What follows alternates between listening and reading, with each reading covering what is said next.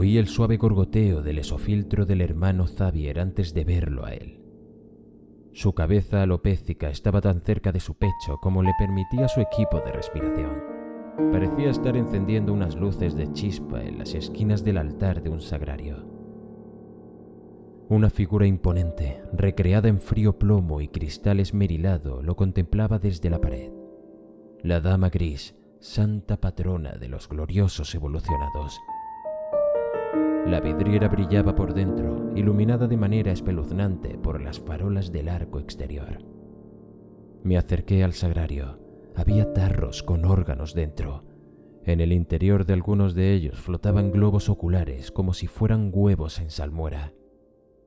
Las ofrendas de los fieles estaban envueltas en paños de lino, algunos finos y otros grasientos y deshilachados.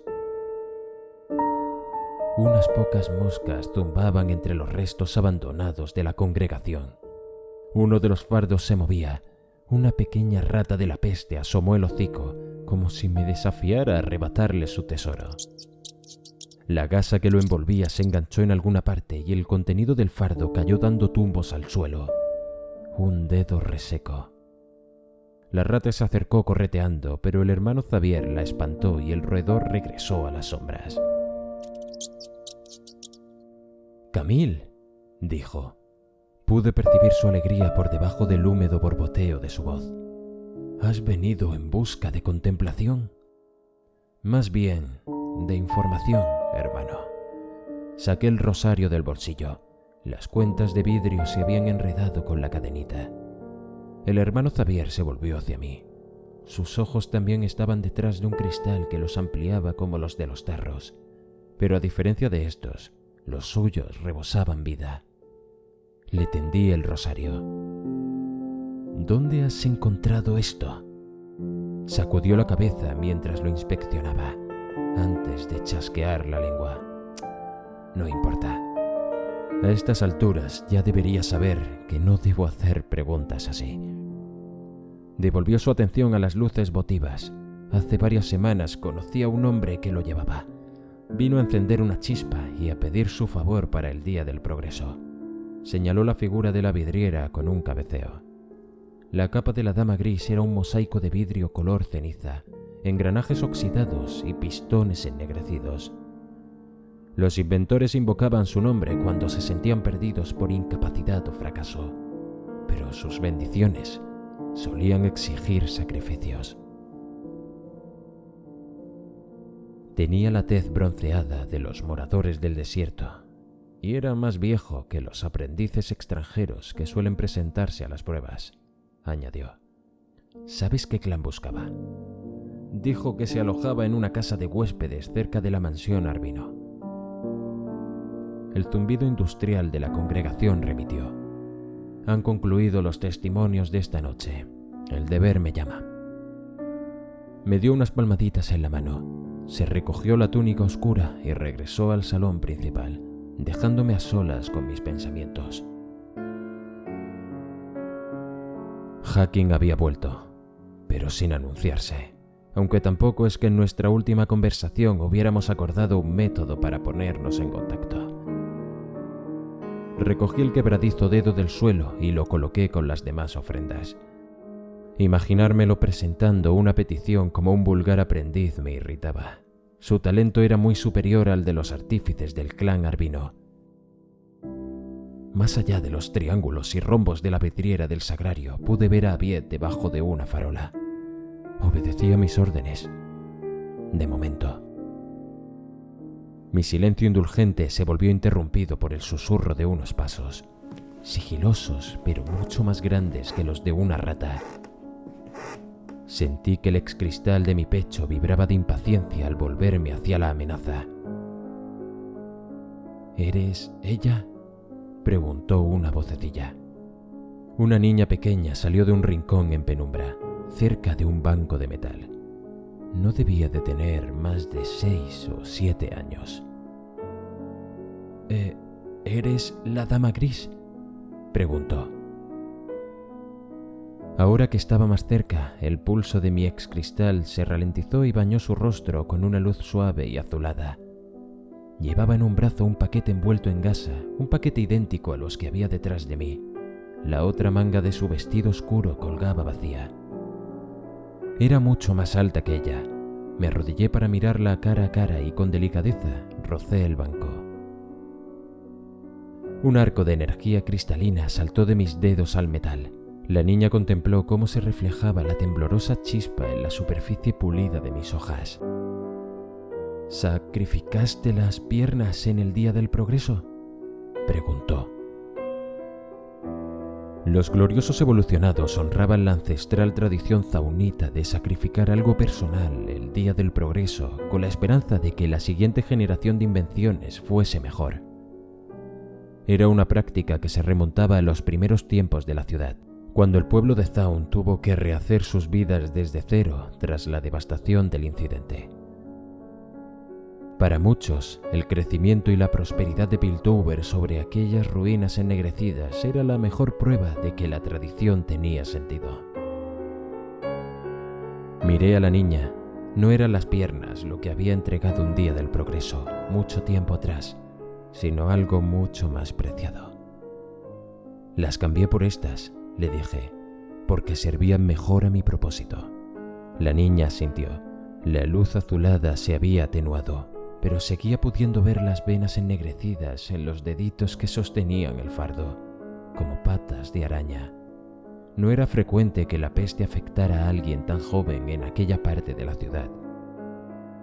Los gloriosos evolucionados acogían muchas veces a los enfermos, pues consideraban que la extracción de la carne enferma era clave para transformar la vida y la fe de las personas a través de la tecnología. El hermano Xavier dice que luego es más fácil, se aventuró a decir. Es cierto, respondí. El médicus que la atendía no había sido muy diligente. Tendría que haberle extirpado los 2 brazos a la vez. Seguro que el cirujano justificaría su falta de valor con el bisturí por una cuestión de bondad, pero al retrasar lo inevitable le hacía un flaco favor a la niña. Si no le cortaban pronto el otro brazo, las venas negras irían avanzando poco a poco por su pecho, hasta ennegrecerle el corazón. Era poco probable que llegara a ver el próximo día del progreso. La niña se mordió el labio y titubeó un instante. En ese momento capté un movimiento al otro lado de una de las vidrieras más grandes. Me incorporé y vi que se acercaban varias formas oscuras. Avied ya no estaba sola. Salí al pasillo en penumbra para dirigirme a la salida. ¿Las echas de menos?, preguntó la niña a mi espalda. No me volví. Sabía que su rostro esperanzado vacilaba como la hilera de luces de chispa que había sobre el altar. Lo sabía porque recordaba las dudas que me habían carcomido a mí. Muchos años antes, Hakim me había exigido una pregunta parecida. ¿A mi corazón? ¿A él? ¿Los echaría de menos? Toqué mi excristal para asegurarme de que seguía vibrando con regularidad. A la derecha del anguloso grabado del sello de los ferros sentí unas letras finas y fluidas. Era la marca de Hakim Aderi. No, mentí. Avied, con el caballo rubio iluminado como un halo bajo la farola, estaba lista para pelear. 5 hombres la rodeaban como tiburones de los muelles. Sus aumentos utilitarios cubrían sus siluetas de líneas dentadas. «Danos esa cosa tan bonita y puede que no te matemos poco a poco», dijo el más bajo arrastrando las palabras, con la mirada clavada en el látigo de Avied. Todos los disgustos del día parecieron condensarse, de las fraternales manipulaciones de mi hermano a mi nueva y necesaria acompañante, pasando por la idea de que Hakim podía haber regresado. Pude sentir cómo recorría mi columna la energía acumulada, impaciente por encontrar una salida. Un malhechor pomposo y su banda de inútiles me servirían a las 1000 maravillas. «No lo has pedido, por favor», grité. El bocazas de la nariz arrugada levantó la mirada. Chicos», dijo, «podemos estar tranquilos. Parece ser que habrá más que suficiente para todos». «Gracias por unirse a nosotros, mi señora», dijo Avied. Sí, estábamos a punto de realizar un cobro por el Día del Progreso, dijo uno de los más fornidos, que tenía un aumento de cobre. Uno de sus compañeros, tan grande como él, se ajustó el gorro de lana que cubría parcialmente un visor lleno de líquido y esbozó una sonrisa desagradable. ¡Su Excelencia! Mi llegada los había distraído y ahora el círculo se había deformado y dejaba ver una pequeña brecha. Era más que suficiente. La velocidad y el pensamiento decisivo siempre han sido mis mejores aliados. Eché a correr hacia la brecha y lancé un largo tajo contra el hombro del más larguirucho. La hoja de la pierna atravesó la mugrienta tela, donde afloró al instante una línea de un rojo oscuro, pero fue el posterior arco azulado de la energía del ex cristal lo que lo dejó inconsciente. El más achaparrado y el del acento de las cloacas se volvieron hacia Aviet, mientras los dos saltos se acercaban a mí. Dejé que aflorara una sonrisa siniestra en mis facciones. Después de tanta reserva, aquello era exactamente lo que necesitaba. Mis dos parejas de baile no parecían contentas. Eran tan anchos de hombros como las campanas dobles que repicaban sobre el foro de la arena de hierro, pero aún no habían decidido quién iba a atacarme primero, y su indecisión me ofreció una oportunidad. Yo los atacaría a los dos. Me acerqué a un paso al del visor mientras dejaba caer todo el peso de una de mis piernas sobre los tubos enroscados de su hermano embutido en cobre. El matón había medido mal el alcance de mis ataques y retrocedió tratando de volver a unir las tuberías que acababa de cortar con una chisporroteante quimiobomba. Un tajo a baja altura dejó inutilizada la pierna de su camarada de la rodilla para abajo. Esperé un instante a que el del cobre regresara con el brazo que aún le funcionaba. Siempre pensaban que podrían esquivar el segundo ataque. Y siempre se equivocaban. «Y ahora recoged vuestros pedazos y quitaos de mi vista», le dije. Su hermano se alejaba ya a trompicones en la oscuridad, arrastrando su pierna inutilizada por el lodo. El metal del látigo de Aviet resonó en el callejón. Con un nuevo chasquido del fino y tenso metal, una lluvia de chispas cayó sobre el más achaparrado, que se echó sobre los adoquines y se encogió con el rostro mugriento surcado de lágrimas. Con él eran 4, solo. Miré a mi alrededor. El de cara de rata y ego desmedido no estaba por ninguna parte. Lo encontré tratando de huir a hurtadillas hacia la sala del ensamble. La punta de mi gancho se clavó profundamente en la piedra angular del arco de la entrada. Me abalancé sobre aquella rata de cloaca y juntos rodamos por el suelo. Al detenernos estaba sobre él. Su fétido aliento era rápido y entrecortado. ¿En serio pensabas que podías escapar corriendo?, pregunté en voz baja y serena. Sacudió la cabeza con terror, pero al mismo tiempo que lo hacía, su mano grasienta asió un pequeño cuchillo que llevaba al cinto. El brillo cegador de mi ex cristal, a escasos centímetros de su cara, le hizo entornar la mirada. Parecía desesperado por clavármelo en el muslo. Lo que fuese, con tal de quitárseme de encima. «Adelante», susurré. Abrió los ojos de par en par, sorprendido, pero no permaneció mucho tiempo indeciso. La punta de su cuchillo atravesó el cuero oscuro, pero no pudo ir más allá, detenida por el metal de mi pierna. La sorpresa afloró en sus facciones al mismo tiempo que su mano resbalaba hacia abajo por la fuerza del golpe y se hacía un corte con su propia hoja. No se tragó el grito como los demás, y su voz resonó con la piedra húmeda de los edificios. Levanté la mirada mientras su eco rebotaba en el salón del ensamble. Las vidrieras de la dama gris nos contemplaban desde arriba. Había un rostro menudo pegado al vidrio de colores, observando. Me incliné sobre el hombre que tenía debajo y dejé que la hoja de mi rodilla besara prácticamente su cuello de pulso atropellado. «Si vuelves a cazar por aquí, acabo contigo», le prometí. Al comprender que le había dado una segunda oportunidad, el hombre retrocedió torpemente como una especie de cangrejo. Una vez que estuvo lo bastante lejos, se incorporó aferrándose la mano ensangrentada y huyó a algún escondrijo oscuro a lamerse las heridas. Pude oír que Aviet enrollaba el metálico látigo. Había oído que no tienes corazón por debajo de todos esos mecanismos, dijo, llena de curiosidad.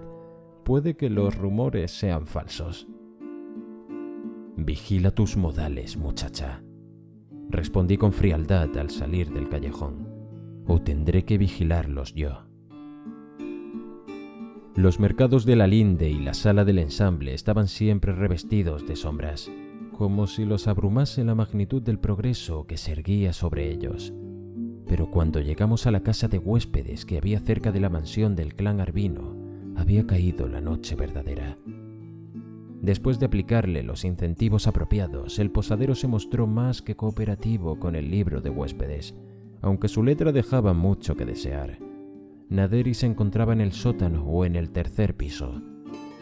Mandé a Vieta al primero, mientras que yo usé el gancho para acceder a una ventana abierta de la tercera planta. La pequeña forja que había al fondo de la sala solo albergaba unos rescoldos humeantes bajo una costra de ceniza. Me agaché para entrar por la ventana y entré. La habitación estaba en penumbra. Solo una lamparita iluminaba un pequeño escritorio, pero fue el hombre que se había quedado dormido sobre ella, un hombre de cabello oscuro y ensortijado, con la tez morena del desierto, el que hizo que me diera un vuelco el corazón. La vibración de mi ex cristal se interrumpió brevemente.